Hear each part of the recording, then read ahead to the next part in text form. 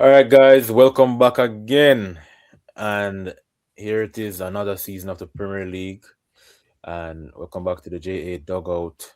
And I have a special guest here today, Clinical, the Jamaican citizen. Don't Welcome, know. welcome back. How you feeling? How you feeling for the new season? Well, if you did ask me this a week ago, you'd I get a completely different answer. But generally, still optimistic. Change is never always a bad thing. So just looking forward to first of all how the window closes, and then how we can really start life under the new manager. But yeah, looking forward to what the new era has to offer. New era. So, what do you think? What did you think about Pep Guardiola leaving Manchester City? Because for anyone who doesn't see by now or notice by now, you're a Manchester City fan. I'm a Mm-hmm. Chelsea fan. What do you think of this new era? Because your era is coming from my era. Because with and my short era with Enzo Maresca is going to Mm-hmm. be your new era under manager. So, Mm-hmm. how do you feel about Pep Guardiola, your best ever manager, leaving now at this time and coming and Enzo Maresca coming in?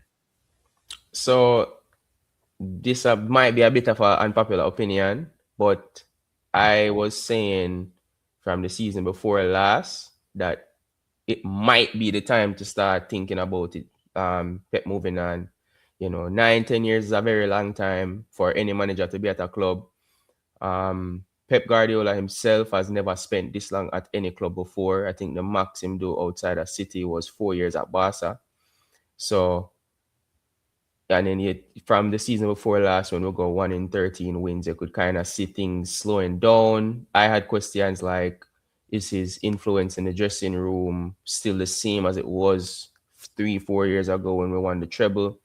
Um, players who've been there a long time with him, sometimes they might need a little different voice in them ear in the dressing room, different set of orders, something just to kind of keep it fresh and dynamic. Whereas Pep, he does kind of change him tactics every season, but the complex super tactic side of it has been a constant throughout his tenure at the club. So I was thinking, possibly he can turn it around and really bring us into another new era again, because we've had multiple eras within the Pep stay. But I was also open to the fact that this just might be the time where we just kind of move on in the game and get in a new manager. So You know, that's interesting to say because I know multiple people, multiple Manchester City fans who were kind of getting tired of Pep. But and I was thinking of it, I was thinking, is it that Manchester City fans are spoiled, where you're used to winning so much, where one little blip into the season where you like, oh, let's move on from Pep. Like, what do you think? Do you think it's that feeling of being spoiled to winning over the past decade or so? So it's a lot of moving parts. So first of all, I do think some people in the fan base are spoiled, and them can they've only seen Manchester City win, to be fair to them. Obviously, we have a growing fan base. Since we've gotten the takeover, this has been our by far the most successful period of our club, obviously. But between 2000 to now, a lot of those kids turning into adults, growing up as Manchester City fans, they would never have seen us get relegated like myself. They would have never seen us like consistently finish outside of the top six. So anything looking like and we've won 4 in a row, for example, we won a treble. So anything below that, like a third place, a fourth place finish, is going to look underwhelming to them based on the Yeah, standards that they're used to. for So sure. kind of have to understand it, but at the same time, you have to be realistic and see that he is, I think, still one of the best managers in the world. Um, and I don't necessarily think is just out and out quality. And the game has been moving on as well. The Premier League is not the same as it was 4 or 5 years ago, where you could bring in Tijani Reinders, and just because he has high technical qualities, him going to be successful. His issue was more on the defensive side, off the ball, stuff like that. That really, as a midfielder in today's Premier League, if you don't have that, it not gonna work. simply put. Unless you have like a surplus of that around them to kind of assist them in other weak area which we didn't. It just not gonna work. So um it might be a bit of a thing where a younger manager coming in with a new, fresher outlook on the Prem. They're not bringing 10 years ago what them learn into 2026. Mm. Is somebody who kind of looking at where the game is going to be 3-5 years from now and kind of implementing some of that into today's Manchester City and setting us off to a good stead after Pep Guardiola leaves. Okay. Yeah, that's interesting because Maresca left Chelsea kind of on a sour note.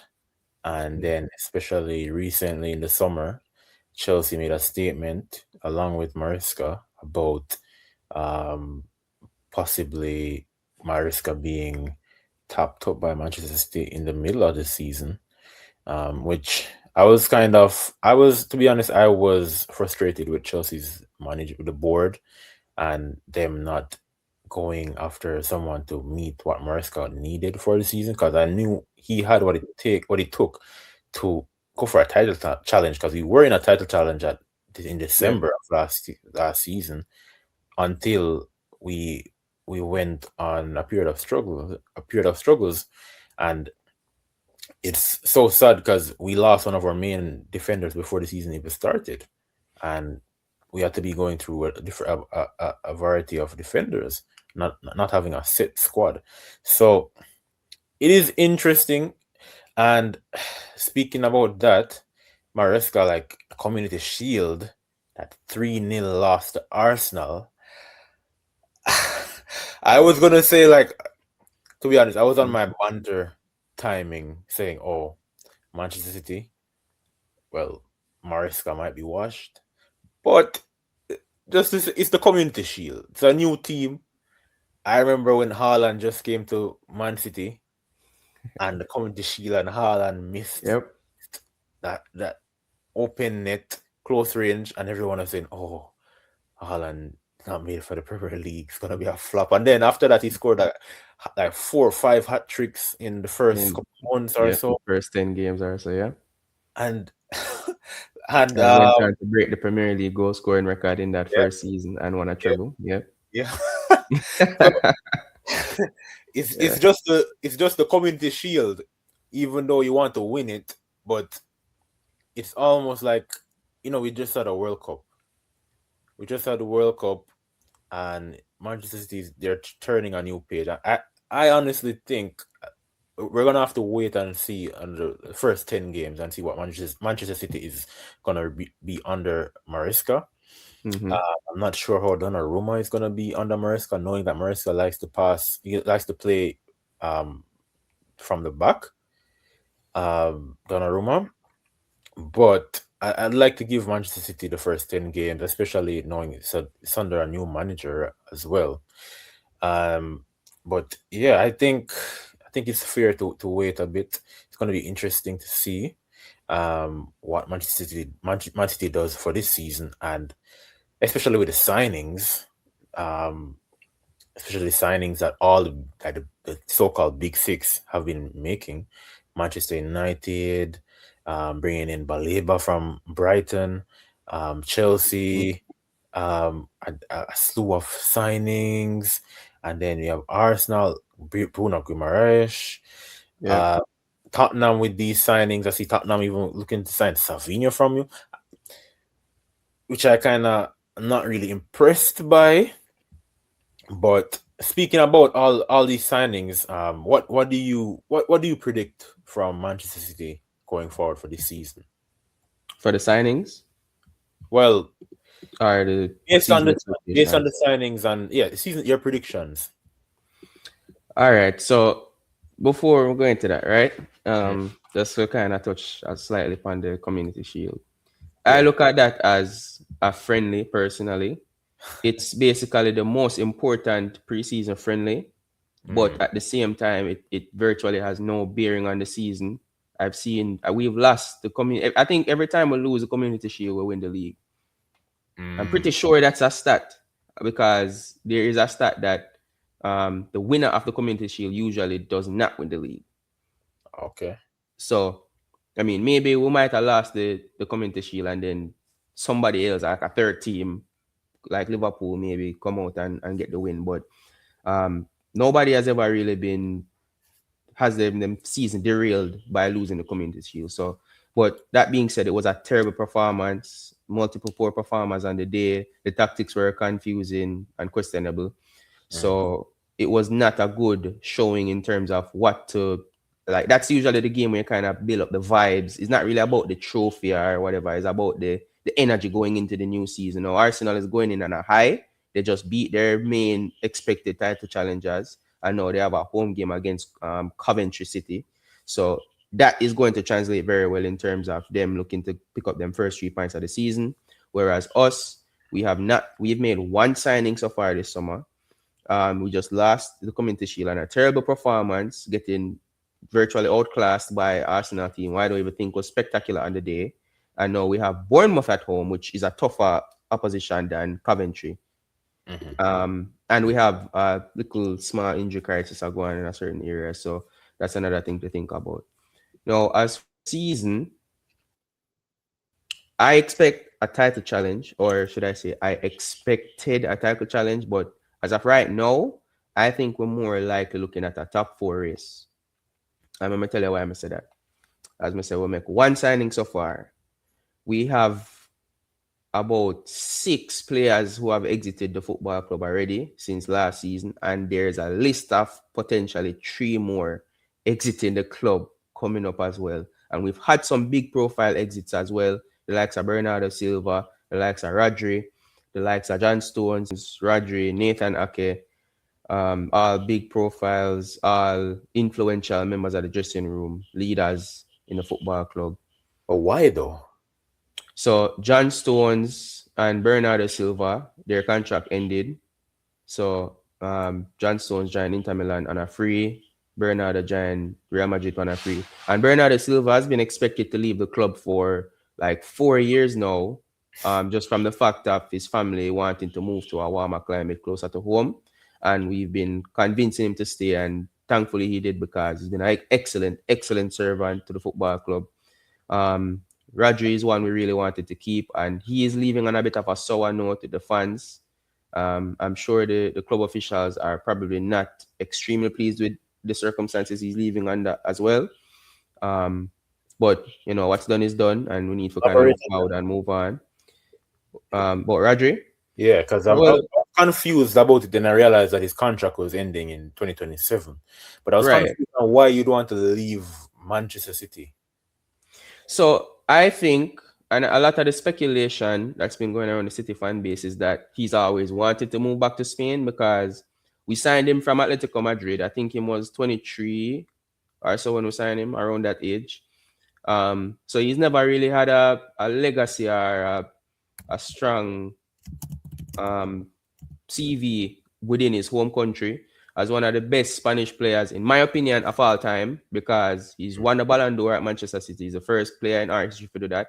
The third Premier League player to do that. And then, let me see. And then he's at the age now, he's 30.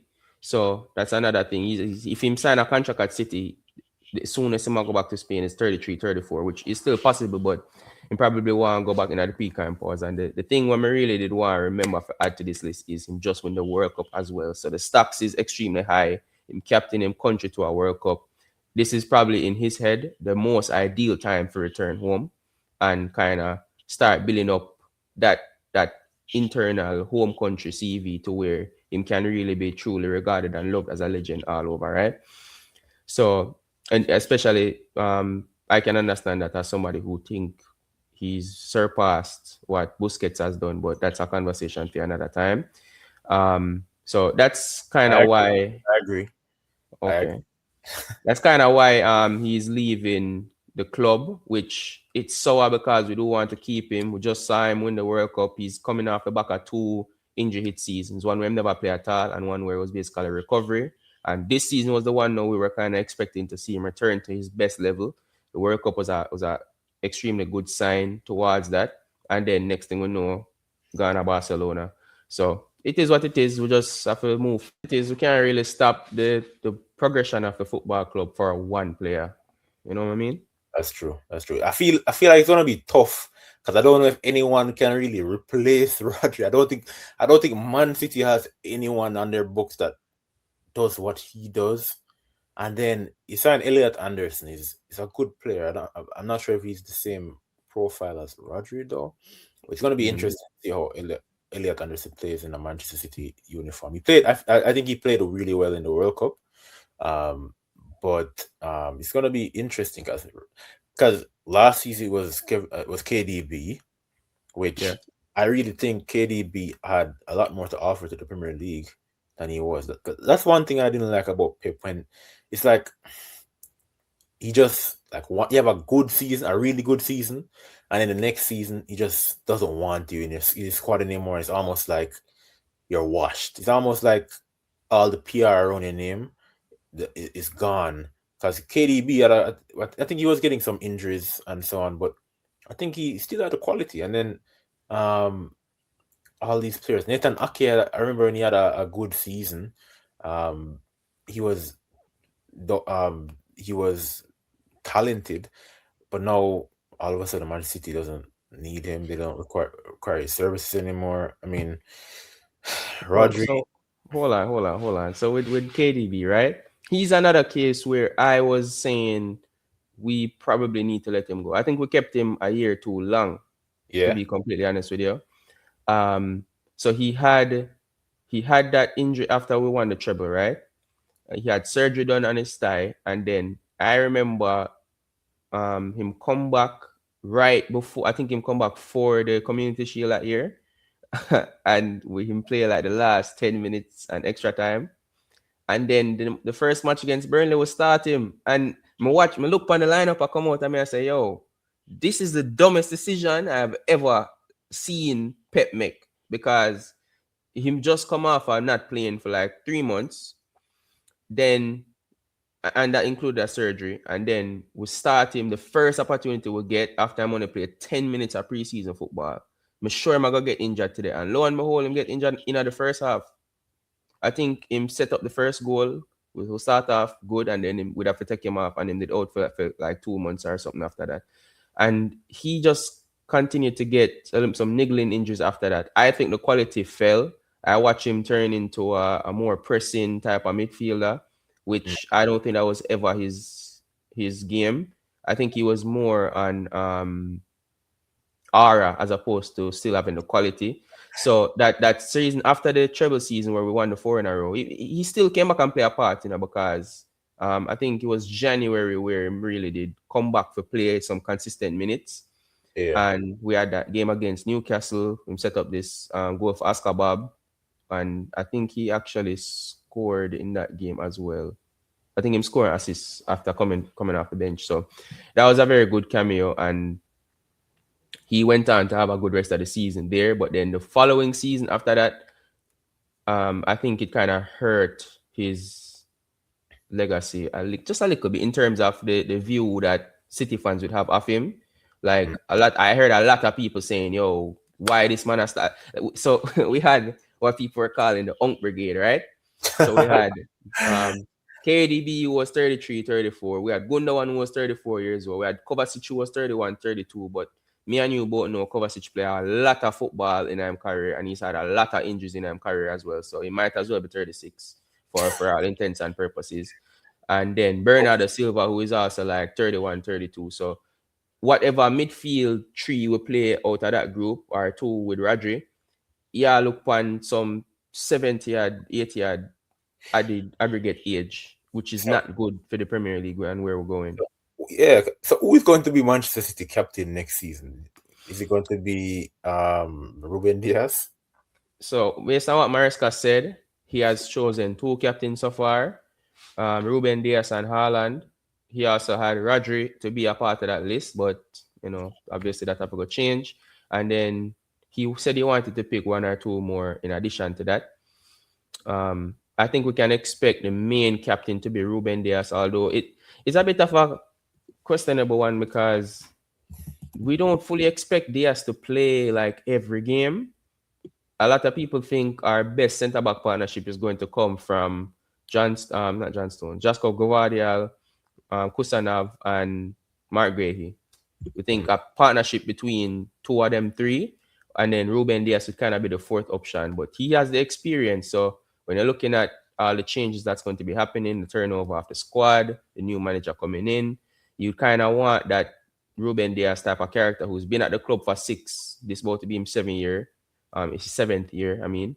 He's a defender, so he's kind of in a good position on the spot as opposed to Haaland, who is up at one extreme end.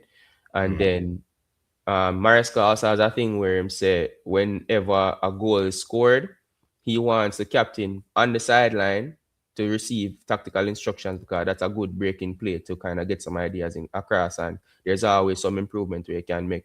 That's gonna be problematic when you have Haaland there because him scoring I go up. there he's expected to score all the time. So Yeah, he's allowed to go off and celebrate and thing, but the captain on the other hand, you kind of need to report over to the bench. So it's very interesting to see. I don't expect any new signings to be put in that leadership group per se, but players who can look to be added, Phil Foden, he's been here longer than Diaz, for example. You can look at Donnarumma, a player who has not been here the longest time, but he has a lot of first team professional experience and winning trophies across Europe. So yeah, it still remains to be seen who is left in there. Guehi was captain at his previous club as well, Crystal Palace, and then Gvardiol is, in my opinion, our best centre back. So I don't see why you wouldn't, throw his yeah. name in the hat as well. I mean, it's interesting because I've seen some videos being released of the documentary, the Manchester City documentary from Mm-hmm. I don't remember which season it was. It was the season before or season before last or so when Kyle Walker was there and Yeah. Pep Guardiola getting upset with Kyle Walker was in his feelings because of some stuff that Pep was saying. Kind of seemed like like the team wasn't really having the chemistry as Mm-hmm. before, or they weren't really listening as much to Pep, or I mean, he was going through some personal issues as Yeah. well. But I mean, there are different eras in football, right? Manchester United had their era. Chelsea, I mean, Chelsea's in and out of era. Man City had an era, so maybe it's time for Arsenal's era. I hope not. Hopefully not. Hopefully not. Hope not. Every dog have him day, but hopefully for them day is like after my time pass and Yeah, gone. It's yeah. something I have to see it. But what I do think though, I really love how I really love what Chelsea did this summer. Our targets, we strengthened with Maxence Lacroix, our centre back. So he was really good. At he was really good at Crystal Palace, right? Mm-hmm. He didn't really play that much in Yeah. the World Cup except for that third place game, which was kind of I didn't really count it. Vibes. Yes, Yeah. yeah. But and then we had Morgan Rogers, which I think for the times that he did play in the World Cup, he showed some glimpses of quality, and he did show glimpses of quality at Aston Villa. And For then the we had record, he is 1 mil more expensive than Elliot Anderson. Just saying. Don't have the most expensive transfer this summer. All right. Just saying. all right, all right, Fingers, all right. fingers crossed, no Enzo Fernandez. No, all right. You don't want Enzo Fernandez? I don't, bro. Like I find it very funny that you don't want him to leave, but I don't want us to sign him. I'd rather we pivot and go to um Adam Martin. I'd much rather have Adam Martin at the club than Enzo Fernandez.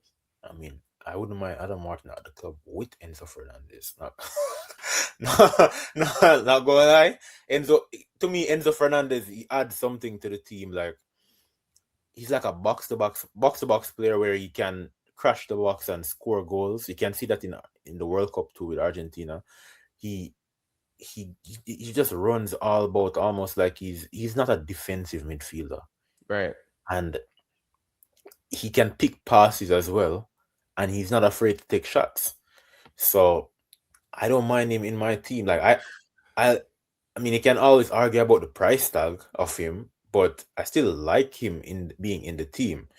Um, and then we added a replacement for Kukurea, Yeah. which I was kind of surprised that he even wanted to leave Chelsea.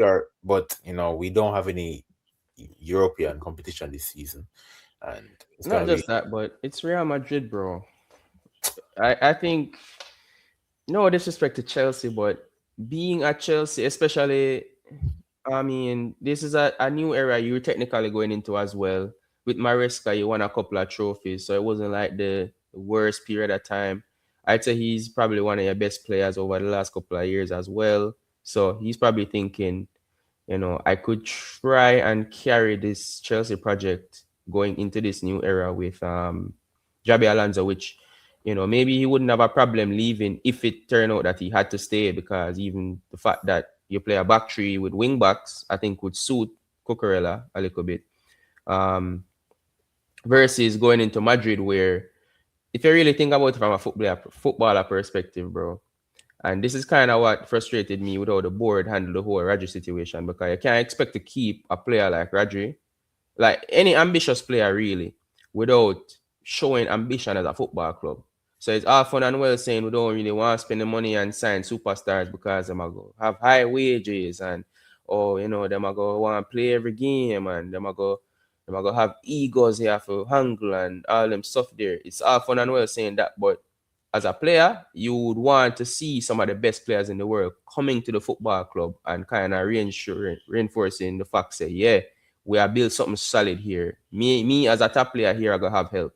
Right now, I'm kind of concerned about Haaland a little bit. Him contract very long. I think him contracted till 2034. It's another 8 years. But at the same time, like if he's starting to get frustrated thinking, yeah, I'm here scoring my 30 goals minimum every year. But then when we look around, we assign Savio level players, we assign, Guehi is good, Semenyo is good, but like may I go up against Mbappe at Real Madrid when we play them. We go up against Olise at Bayern Munich.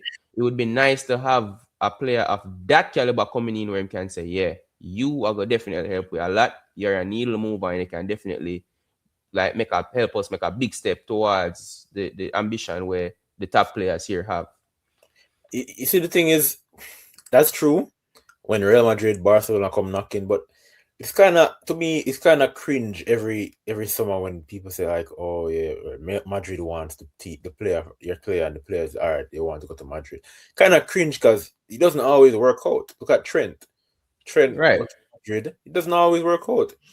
Mbappe's first season it was good, but he didn't win any trophies. I don't even agree with that, to be honest. I You think think his first season was bad. Mbappe's first season at Madrid was bad? Yeah, I think it got saved from the statistic point of view because he was on penalties and them get a lot of penalties. Remember the whole He- agenda 42 going goals, around. That's I mean, by how the way. many of them were penalties though? Because I remember it was a whole thing where they must penalty for Real Madrid because them just said I get penalties like every 2 match, and Yeah, in bag all of them to be fair. But there was also a lot of 11 missing penalties. and offside, and did offside like 10 times every single match. How many 11 penalties is penalties. there? 11 42 goals, penalties. 11 penalties. So And at 31 outcomes, and non-penalty. is All that come just for Madrid or also France? Madrid. Okay, that's better than I thought. But overall, I think the performances were not at the best, not at the Mbappe level you would I really That's what, expect. that's why I said it was good. I didn't say great. Because Mbappe should be a Okay, great player. But the season was good. Because, I mean, I would okay. accept that from a Chelsea player. No, to be fair, the stats are better than I thought. So yeah, probably. But whenever I watched him for Madrid, I wasn't really impressed. It's like watch El Clasico, for example. Every single one of them, Yamal dunk on them and Barca like destroy them. And he was just kind of anonymous, doing regular 9 offside for the match, and then you know Yeah, I agree. I agree. It could have been much, much better for sure. So that's why the I'm second season though, I think he did improve that in the second season. Is this his third season in both for going on now? for Madrid. Yeah, I think this is it both to be in third season now. 1 second. Let me see. After 2 years of not winning any trophies, which Sorry, is when I meant insane. was last season from not his His first first season. Okay. last season. That's what I meant. Yeah. But so I think he's going into his third season for Madrid. Let me see. Just to double check. Yeah, from 2024. 2024. Yeah, so it's going to be his third season. So I mean, interesting. But going back to the Premier League, just to be closing out a little, because you know Liverpool, Mo Salah left, which I think Mo Salah had more quality to give. To be honest, I wouldn't have mind. I wouldn't have minded if Chelsea even signed him to try and see what like quality he still had. I think it was under Arne Slot where that kind of his quality wasn't really seen based on how they were playing.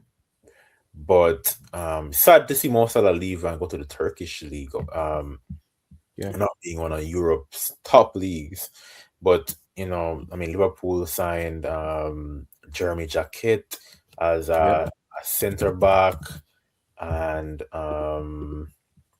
Victor Munoz. They have Ronald Araujo from Barcelona, which is kind of I see a lot of Barcelona fans celebrating that he left them. So it's gonna be interesting to see how he fits in at Liverpool. But it's gonna be interesting for me. I would say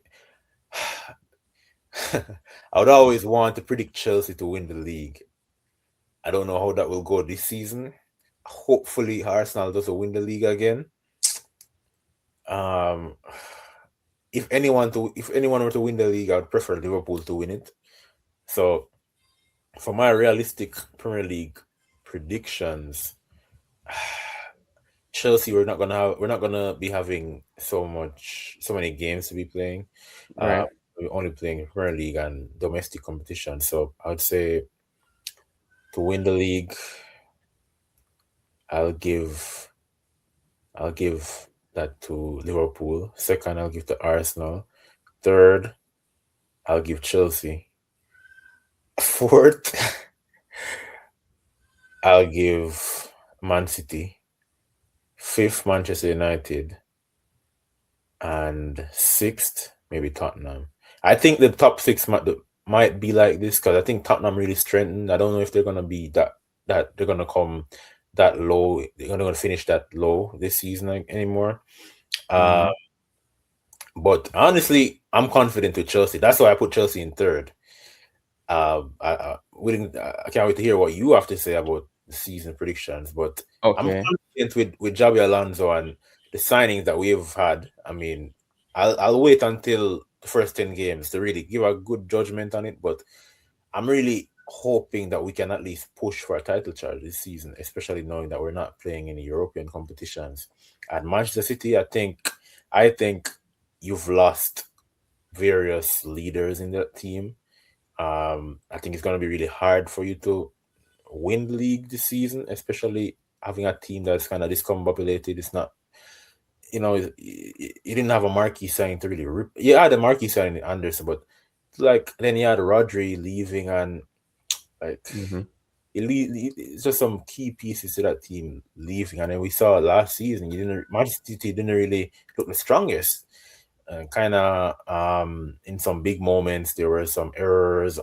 Could have won the league from Arsenal, but it ended up slipping away. Yep. So it didn't really look the strongest already last season. So this season, it's kind of be interesting. I don't really see Man City as that vicious team. If I'm being honest, like I don't really see the viciousness in Man City as a couple of years ago. I would have said that Man City's the team to beat. Like you definitely lost some key players. So I'm interested to see what do you have for your top six?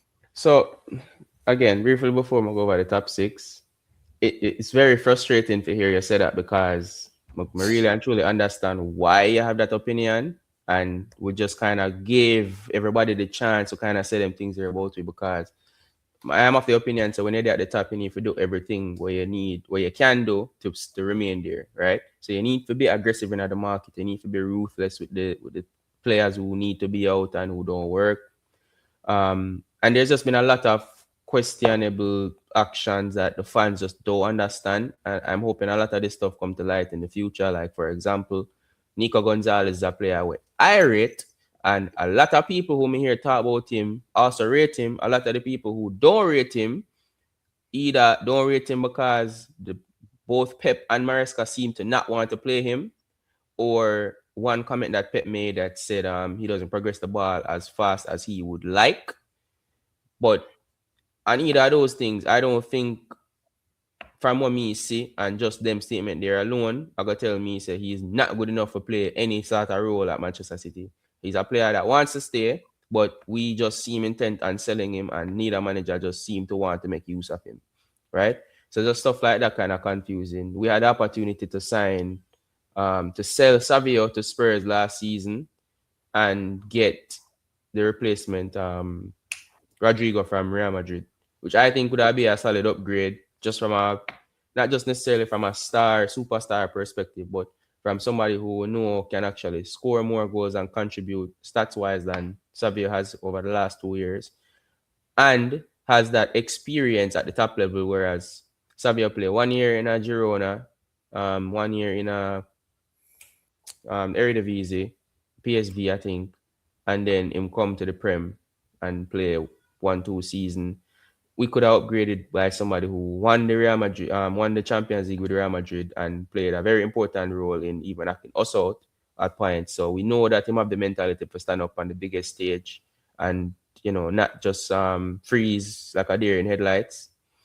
So it's very frustrating that we kind of bypass options like that and then go for the more safer signings, and then now we're in a situation where we need to shift 9 players out and 7, 8 players in, while we have a new manager as well. There's not really much continuity to kind of build on foundationally. That being said, um, let's look at some of the business that Spurs has done since you that about them, right? So Spurs, I like the business that they've done. Players like Tonali, Fernandez, Van Heck, players on my rate. Well, Tonali and Van Heck specifically, I haven't really seen much of Fernandez, to be honest. I don't really watch for something like that. They've also made good free signing in Senesi, another ball over rate. And let's see what Andy Robertson have for them when him come in. Them also let out some good players like Romero, Jet Spence, and Vicario. So more the first two than Vicario. Let's see what's coming in from them. And I still have some question marks over them current goalkeeper. Yes, they needed to upgrade Pan Vicario, but Kinski is a bit unproven. So let's see what him really have for where Spurs want to be in the league. I think Spurs sixth is a decent guess for them. I'd probably put fifth to be Liverpool, to be honest with you. I think them really light at the back. Jeremy Jacquet, again, I've never seen this dude play 1 minute of football in my life. But from what I understand, him don't really come in with that much experience anyways. So True. it's one of them where you kind of want to come in and kind of give him a platform to bed in and contribute where he can. I'm sure he's talented. I'm absolutely certain that him have some good capable qualities where them think could translate well in the Prem. But for me, it's a kind of thing where you need to do it first and then we give you the ratings, you know? True. True. And then Araujo wasn't having a great time at Barca, but alone to Liverpool, this could be what reignite him career. So let's see what happened there. And they've also lost some key players, Salah, like you say, Robertson, Konate. These are players who have been there for a while, have been a major part of the success they've had in the last couple of years. And the dressing room is just going to look different with them. Also, you have Alisson, probably him last season. Van Dijk coming up to the end as well. They're a lot older now than they were a couple years ago. Them in them prime. So I'm cautiously looking from the outside to see what they're going to come in with. They also have a new manager, by the way. So there's a lot of uncertainty over there. And they're having to do their business late, like us, in terms of getting in their wingers. And it seems like they might have some trouble with that too. So I'd probably put Liverpool fifth. I'd probably put. So we talk about Spurs and we talk about Liverpool. Mm. Manu, yes, Manu. I'd probably put Manu probably fourth. I think they've done some good business. I think Carrick is building something over there. Interesting because there's not really much to rate him off as a manager, but the short time when him come in, him kind of turn things around for them. The fact that Amarim was there terrorizing the place up until what was that, January, and then basically give everybody else a head start and Carrick come in and still push them to third place. Yes, it was one game a week, but that was still like a pressure position to be in, and him kind of put everything in place how they needed to be to get where they wanted to go. So some respect for that, but still you kind of have to prove where you, you play Champions League football now. You cannot get knocked out. Like man, you cannot get knocked out in the first round of the cups at all. That's completely embarrassing. And Embarrassing for real. you have to balance the Premier League with all of them extra games. And I don't think they've had the best window either. Yeah, them definitely strengthen their midfield with Tielemans and Santos and Baleba if them complete that signing. Them forward line, I don't think they're gonna make a forward signing. Them forward line, them do them thing last season. Let's see if them can reignite that form again this year.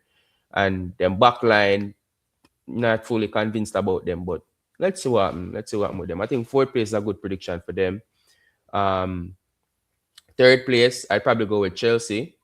Again, you have a lot of uncertainty, new manager as well, completely Yeah. new system. So even the players who are there have to go learn something completely new now.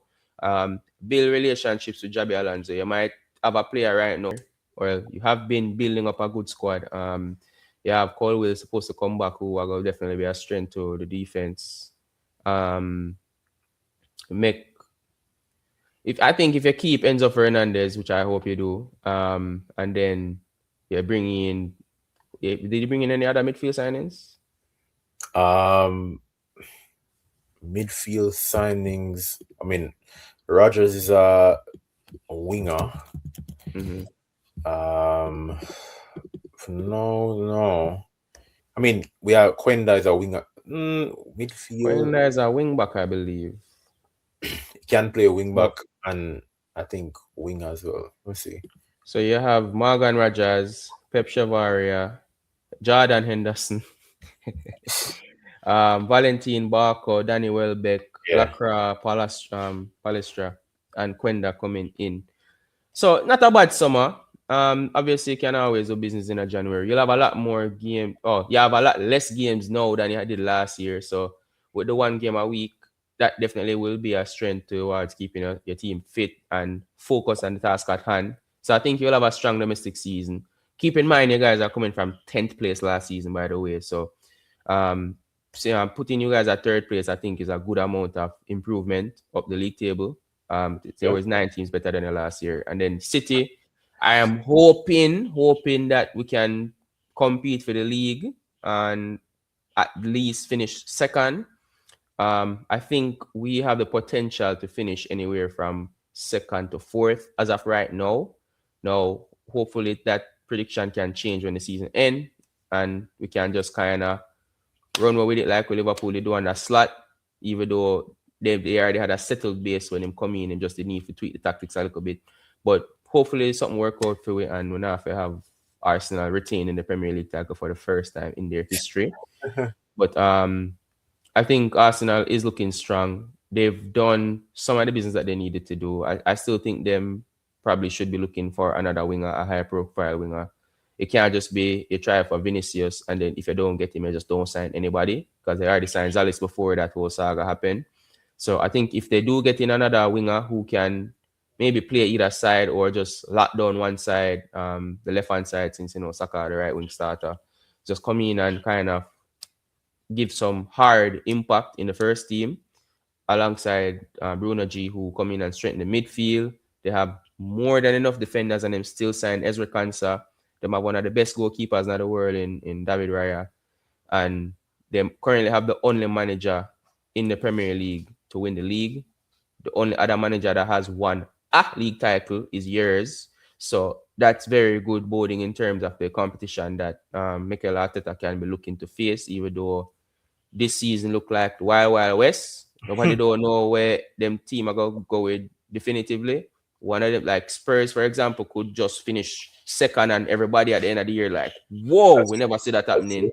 That's true. Liverpool, just like a second, fly up the league first or second, and it's like, when it this happen. Them can sign a centre back before the end of the window as well. Like nobody knows what will happen. So I think it's gonna be a very interesting season, very exciting. Arsenal is definitely the team to beat. Um, Positively, I think looking at City as weak and not the same as a couple years ago could also work in our favor, where people underestimate us and we just kind of spring that back on them. But let's see how it plays out, bro. So let's All go right. City second and Arsenal first to complete my top six prediction as of right now. I, I was really trying not to give Arsenal first, but I mean, Right, right. fully. City first, Arsenal second. I just cannot live with them retaining the league, bro. No, it can't happen. It can't happen, bro. Can't Mm, happen. can't happen, bro. But I mean, they play tomorrow. This video. Yeah. They play on Friday.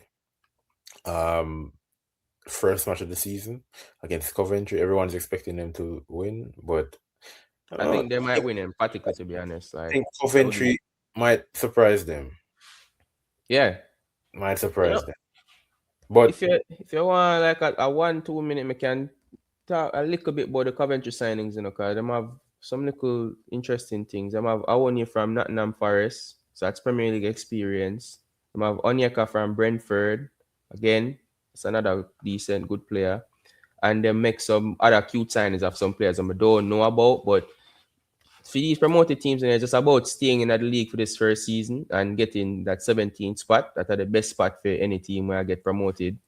mm, And looking at Sunderland last year, who shoot up to 8th or 7th or something like that, that are gonna be a real indicator to the promoted teams. Like we don't have to just throw in the towel from game week one. Like there's still all on the table. If you have a good home record and then every now and then you get a good away result, you're well on the way of remaining in the Premier League. that's true. That's true. I mean, well, can only see from how the teams gel, how the chemistry is between Mm. the promoted teams, and then maybe after a few games, I'll see. I'll probably give a more a clearer prediction on who I think will stay up. But yeah, I mean, it And was who's your first team, first match? Fulham. Away? Yeah, away. Okay. It's not really. Fulham is like down the road, so it's kind of True, true. It's just which stadium really, yeah. yeah, yeah. But yeah, I mean, I'd expect a win for sure. But yeah, it was good talking about the season, and I can't wait to speak more and to see what the season has to show us. Thank you for joining this video today. It was a pleasure having you, and it's a pleasure speaking about football again. I Yep. know it's been months without the Premier League. Um, I can't wait to watch the first match and to see what it's about. Oh yeah. I think there will be a lot of I think this whole season is going to be maybe more exciting on the whole than last year. I think last year we had some definitely had some good games throughout the year, but the rules and them thing there, kind of feel like draw some of the fun out of it, and some new rules that get implemented this season to kind of speed up the pace of the game. I think that I go a couple steps towards making the whole experience more exciting. So I'm looking forward to watching as much different teams as I can to kind of get that broader view of how the league is coming up. It's always nice to kind of build your expectations as you go and face these teams. You have a little bit of data from watching them play some other games earlier in the season. Yeah, for sure, for sure. But thanks for having me, bro. It was a definitely nice chat. Yeah, bro. Always, always. We'll definitely have more throughout the season. Maybe even next week we can have a talk about the first round of matches. But yeah, bro. Thank you, and good luck on your match for the weekend. Thank you, brother. Same to you. People, don't forget to like the video and subscribe to the JA Dugout and Clinical Jamaican Citizen. For sure, for sure. Remember, people, like, subscribe, and share. And leave a comment. That's Leave a why comment. not. Exactly. All right. So this is the JA Dugout, and this is Clinical Jamaican Citizen. All right. Till next time. All right.